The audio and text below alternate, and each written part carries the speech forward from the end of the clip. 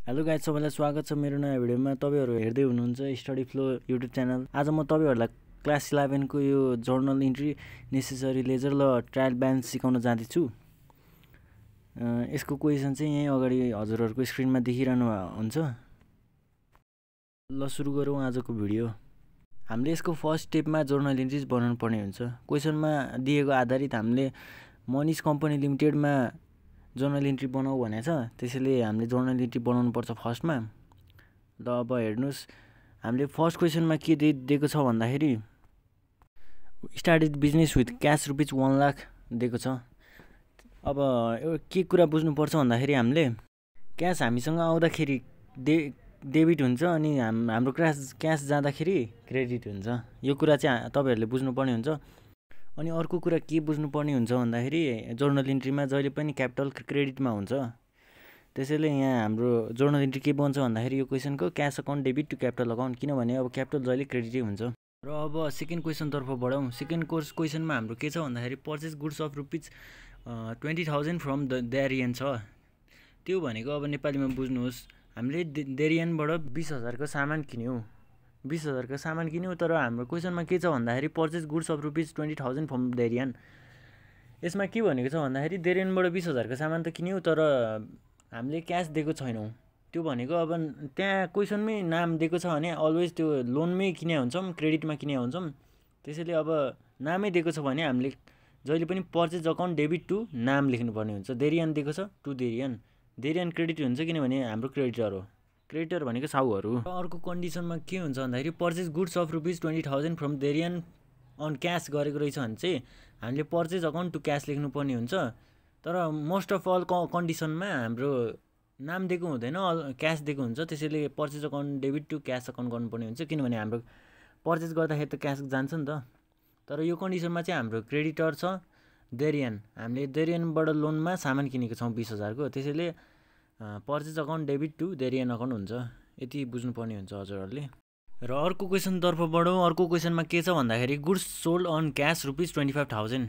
हामीले यसमा के बुझ्नुपर्ने हुन्छ भन्दाखेरि हामीले 25,000 को लगभगको सामान हामीले आफ्नो सामान अरूलाई बेच्यौँ। ल यति बुझेपछि के गर्नुपर्ने हुन्छ भन्दाखेरि जर्नल इन्ट्रीमा के हुन्छ भन्दाखेरि हामीले सामान त बेच्यौँ नि, सामान बेचेपछि के हुन्छ, क्यास आउँछ होइन। क्यास आउँदा के हुन्छ भनेको थिएँ मैले, डेबिट। क्यास आउँदाखेरि डेबिट, जाँदाखेरि क्रेडिट होइन। क्यास त आयो नि त हामीले सेल्स गर्दाखेरि, त्यसैले क्यास अकाउन्ट डेबिट टु हामीले बेचेको हो नि त, सोल्ड भनेको सेल्स, अनि त्यसैले टु सेल्स अकाउन्ट। यति बुझ्नुपर्ने हुन्छ हजुरले, cash account debit to sales account. र अब हामी अर्को क्वेसनतर्फ बढौँ। अर्को क्वेसनमा के छ भन्दाखेरि cash paid to Darian rupees 10,000। यो भनेको के हो भन्दाखेरि अघि हामीले देरियनबाट बी नम्बरको क्वेसनमा 20,000 लगभगको सामान किन्यौँ क्रेडिटमा होइन। क्यास पेड टु देरियन 10,000 छ अहिले। Cash paid to Darian rupees 10,000। त्यो भनेको हामीले देरियनलाई पहिलाको 20,000 को सामानको 10,000 तिर्यौँ। त्यो भनेको अब के हुन्छ भन्दाखेरि यसको जर्नल इन्ट्री हामीले क्यास त हामीले देरियनलाई दियौँ नि त, हाम्रो क्यास गयो। क्यास जाँदाखेरि अलवेज क्यास क्रेडिट हुन्छ होइन। देरियनको क्यास त बढ्यो नि हामीले दिएपछि।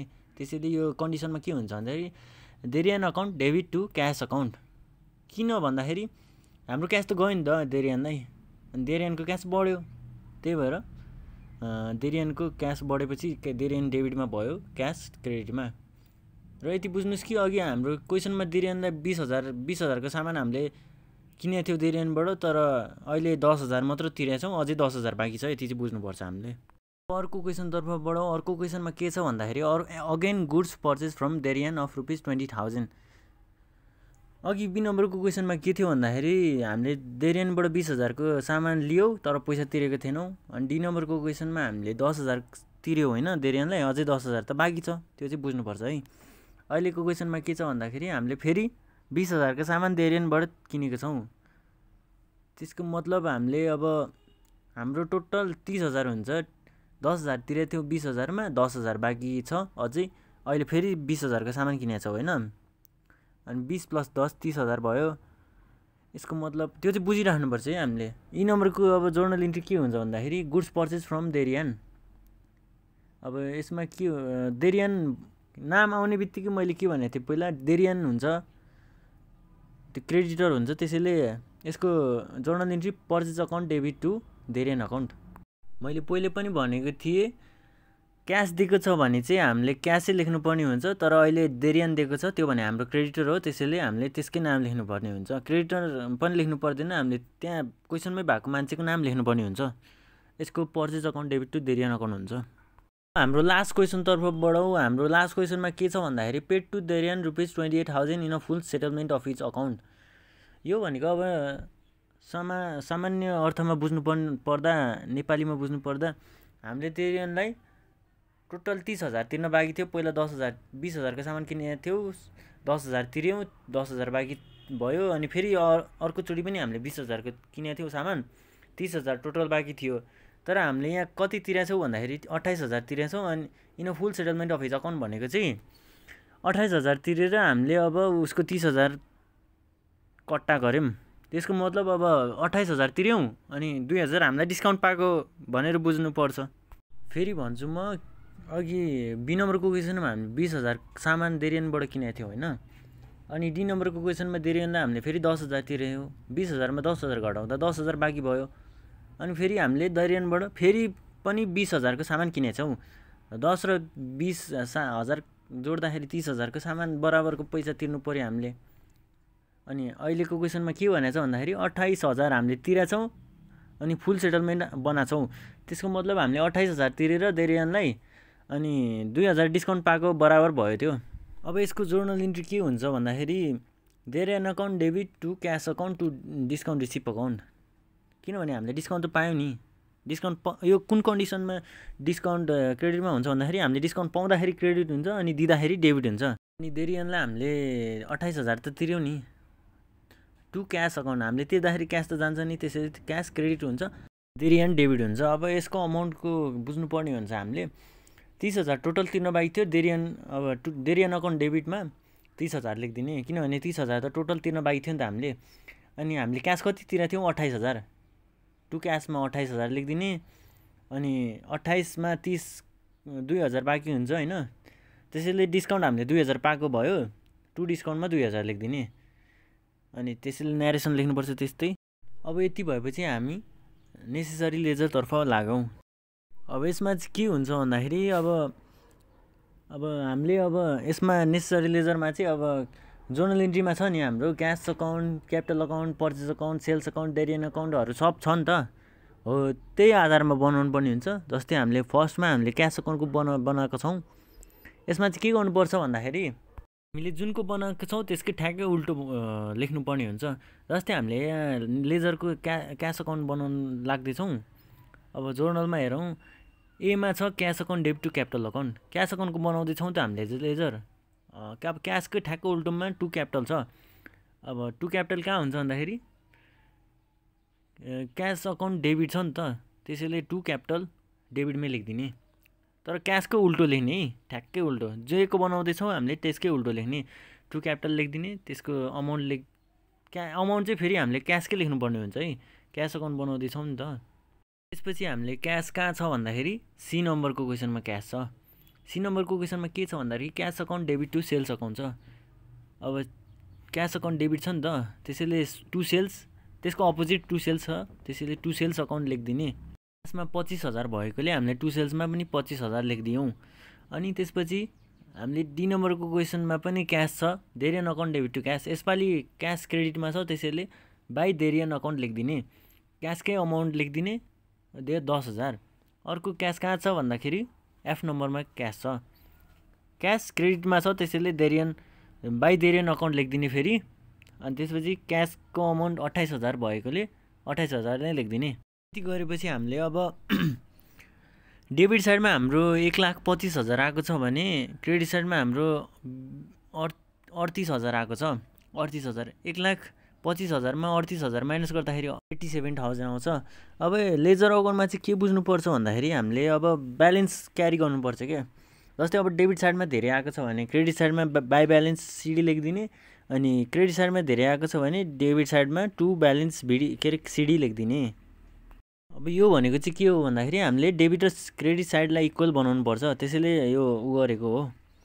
जस्तै यहाँ 87,000 ब्यालेन्स सिडी निकालेको छ भने अब टोटल लेखिदिने उसको धेरै आएको छ। जस्तै हाम्रो यहाँ 1,25,000 आएको छ धेरै डेबिटमा, त्यसैले 1,25,000 दुवैको अमाउन्टमा लेखिदिने। अनि हामीले by balance carry down, CD भनेको चाहिँ क्यारी डाउन हो है, क्रेडिटमा बाई ब्यालेन्स क्यारी डाउन लेखेको छौँ नि त, त्यसैले डेबिटमा टु ब्यालेन्स ब्रट डाउन, यो भने चाहिँ ब्रट डाउन मुनि ल्याएको है। यति भएपछि हामी नेक्स्ट क्वेसनतर्फ लागौँ। अब नेक्स्टमा के छ भन्दाखेरि क्यापिटल अकाउन्ट छ। क्यापिटल अकाउन्ट अब पहिला के अनुसारले गर्ने हो, यो पनि क्यापिटल कहाँ छ भन्दाखेरि एमा छ, अरूमा क्यापिटल छैन, एमा मात्र छ है, यो चाहिँ बुझ्नुपर्छ है।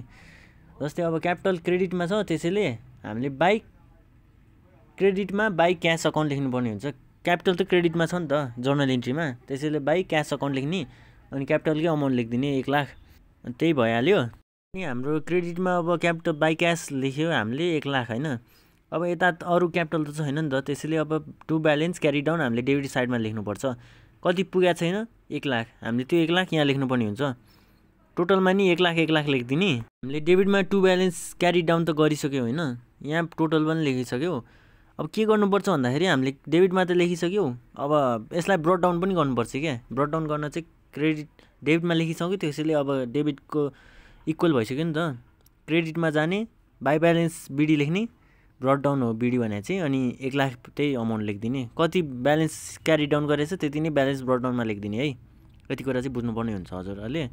यति भएपछि हामी नेक्स्टतर्फ लागौँ। नेक्स्टमा के छ भन्दाखेरि purchase account, ledger account, purchase account थर्डमा छ। त्यसमा अब पर्चेज कुनमा छ भन्दाखेरि बी नम्बरको जर्नल इन्ट्रीमा छ है।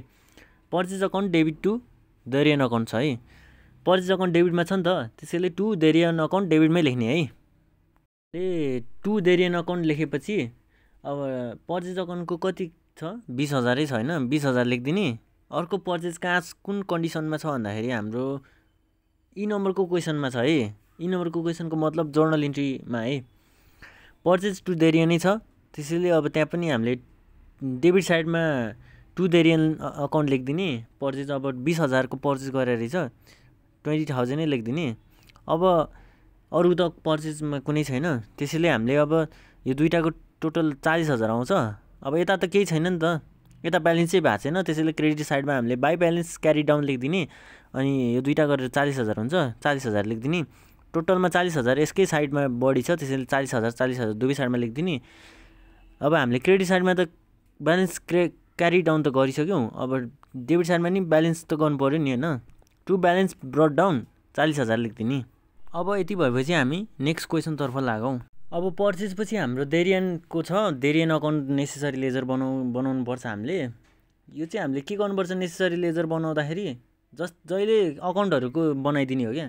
जर्नलमा अब cash account debit, capital account debit त्यस्तो छ नि, अब दुईचोटि चाहिँ नबनाइदिने, एउटा गरेर बनाउने। सबै अब क्यास धेरै छ होइन, अब क्यासको सबै एउटै ठाउँमा बनाइदिने, एउटै लेजर बनाइदिने क्या। अब अहिले हाम्रो देरियन अकाउन्टको बनाउनु बाँकी छ। अब देरियन अकाउन्ट चाहिँ कुन जर्नल इन्ट्रीमा छ भन्दाखेरि हाम्रो बी नम्बरको जर्नल इन्ट्रीमा छ, त्यो पनि क्रेडिटमा छ। पर्चेज अकाउन्ट डेबिट टु क्रेडिटमा छ होइन, टु देरियन अकाउन्ट। देरियन अकाउन्ट त क्रेडिटमा छ नि त, क्रेडिटमा भएपछि हामीले बाई पर्चेज अकाउन्ट क्रेडिटमा लेख्नु पऱ्यो। देरियन अकाउन्टको भ्यालु कति छ 20,000 छ होइन, त्यो लेखिदिनु पऱ्यो। अब देरियन अरू कुन उसमा छ भन्दाखेरि ई नम्बरको क्वेसनमा छ। ई नम्बरको क्वेसनमा नि देरियन अकाउन्ट डेबिट होइन, purchase account debit to Darian account छ। देरियन त क्रेडिटमा छ नि त, त्यसैले बाई पर्चेज, देरियनको अपोजिट पर्चेज छ, बाई पर्चेज अकाउन्ट लेखिदिने 20,000। अनि त्यसपछि हाम्रो देरियन अकाउन्ट कुनमा छ भने एफ नम्बरमा छ। देरियन अकाउन्ट यसपालि एफ नम्बरमा डेबिटमा आएको छ। अब यसमा चाहिँ के छ भन्दाखेरि Darian account debit to cash account to discount receive account छ। दुईवटा कन्डिसन छ है यसमा चाहिँ, to cash to discount received. यो कन्डिसनमा चाहिँ हामीले बुझ्नुपर्ने के कुरा हुन्छ भन्दाखेरि होइन, देरियन डेबिटमा छ, त्यसैले हामीले लेजरको डेबिट साइडमा to cash account to discount receive account गरिदिनु पर्ने हुन्छ।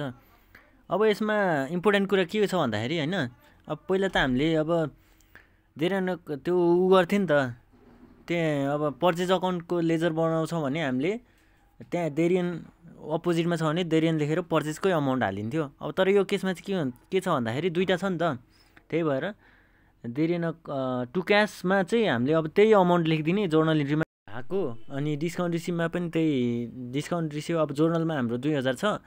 अब लेजरको डिस्काउन्ट रिसिभ अकाउन्टमा पनि 2000 लेखिदिने। यति गरेपछि अब हामीले टोटल निकाल्नुपर्छ। टोटल दुवै साइडमा टोटल हाम्रो 40,000 आएको छ।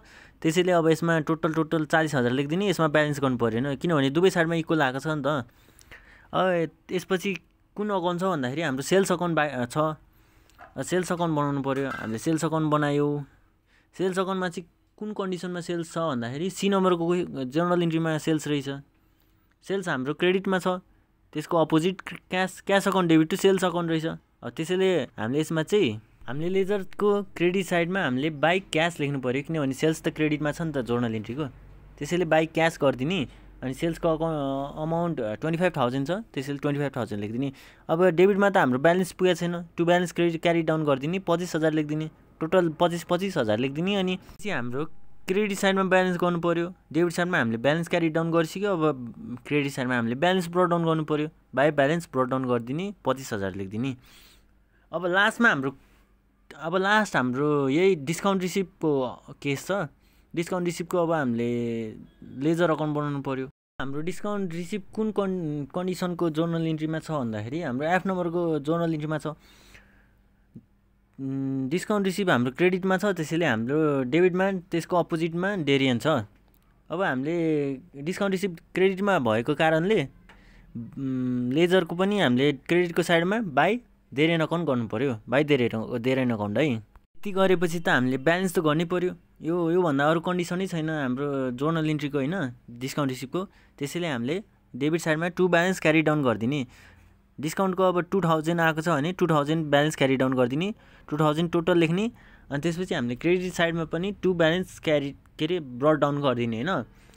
टु ब्यालेन्स ब्रट डाउन गर्दाखेरि चाहिँ ब्यालेन्स क्यारी डाउन गरेकै अमाउन्ट लेखिदिनुपर्छ है। त्यो चाहिँ बुझ्नुपर्छ हामीले। त्यो गरेपछि हामीलाई जोर्नल र लेजर अकाउन्ट आयो है। अब हाम्रो लास्ट के छ भन्दाखेरि ट्रायल ब्यालेन्स छ। अब ट्रायल ब्यालेन्समा चाहिँ हामीले जति पनि लेजर अकाउन्ट बनाएको छ नि त्यसको अब क्यास अकाउन्ट भयो, क्यापिटल अकाउन्ट भयो, पर्चेज अकाउन्ट भयो, डेरियन अकाउन्ट भयो, सेल्स अकाउन्ट भयो, डिस्काउन्ट रिसिभ अकाउन्ट भयो। डिस्काउन्ट रिसिभ र गेट चाहिँ लेख्नु पर्दैन है। जस्तै के हो भन्दाखेरि हामीले अब क्यास अकाउन्टको लेजर त बनायो होइन। हामीले अब ट्रायल ब्यालेन्समा चाहिँ के गर्नुपर्छ भन्दाखेरि क्यास अकाउन्टको to balance brought down by balance brought down त्यस्तो गरेको थियो नि हामीले। ब्यालेन्स ब्रट डाउनको केस क्या। बाई ब्यालेन्स अब क्यासमा हामीले टु ब्यालेन्स ब्रट डाउन गरेछ डेबिट साइडमा। अब त्यो डेबिट साइडमा गरेछ नि त हामीले। डेबिट साइडमै अब त्यसको अमाउन्ट लेखिदिने क्या। ट्रायल ब्यालेन्सको डेबिट साइडमै अमाउन्ट लेखिदिने है। अब क्यापिटलको हामीले क्रेडिट साइडमा ब्यालेन्स ब्रट डाउन गरेछौँ। त्यसको नि ब्यालेन्स ब्रट डाउन क्रेडिट साइडमै गरिदिने। पर्चेज अकाउन्टको हामीले अब डेबिट साइडमा गरेछौँ। डेबिट साइडमा गरिदिने। अब यो कन्डिसनमा चाहिँ बुझ्नुपर्छ है। डेरियन अकाउन्टमा चाहिँ हाम्रो दुवै साइडमा टोटल इक्वल आएको छ नि त। त्यसैले अब इक्वल आएपछि हामीले ट्रायल ब्यालेन्समा इक्वल आएको अमाउन्टको ट्रायल ब्यालेन्स गराउनु पर्दैन है। त्यसैले अब सेल्स अकाउन्टतर्फ बढाउँ। हाम्रो लेजरको सेल्स अकाउन्टमा हाम्रो क्रेडिटमा ब्यालेन्स ब्रट डाउन आएको छ। त्यसैले ट्रायल ब्यालेन्सको क्रेडिटमा त्यो ब्यालेन्स लेखिदिने होइन। जति अमाउन्ट आएको छ त्यो क्रेडिटमै लेखिदिने। अब डिस्काउन्ट अकाउन्टको हाम्रो के कन्डिसन छ भन्दाखेरि डिस्काउन्ट रिसिभ हामीले ब्यालेन्स ब्रट डाउन डिस्काउन्ट रिसिभको ब्यालेन्स ब्रट डाउन हामीले क्रेडिटमै निकालेका छौँ। अब ट्रायल ब्यालेन्सको नि क्रेडिटमै त्यसको अमाउन्ट हालिदिने। अब यति गरेपछि हजुरहरूले डेबिटको टोटल गर्ने, क्रेडिटको टोटल गर्ने। अनि अब यहाँ चाहिँ के छ भन्दाखेरि 87,000 प्लस 40,000 गर्दाखेरि 1,27,000 आएको छ। क्रेडिटमा 1,00,000 प्लस 25,000 प्लस 2,000 गर्दाखेरि 1,27,000 आएको छ। हाम्रो ब्यालेन्स मिल्यो है। दुइटैमा इक्वल आएको छ, मिल्यो। हजुरहरूले अब यो ट्रायल ब्यालेन्समा इक्वल आएन भने चाहिँ मिस्टेक भयो भनेर बुझ्नुपर्छ है। अनि अर्को कन्डिसन के बुझ्नुपर्छ भन्दाखेरि जुन लेजर अकाउन्टमा होइन दुवै साइडमा इक्वल आएको छ नि त्यो ट्रायल ब्यालेन्समा हामीले इन्ट्री गर्नु पर्दैन है। यो इन्ट्री नै गर्नु पर्दैन। यो मिस्टेक है। फोन नम्बर लेख्नै पर्दैन।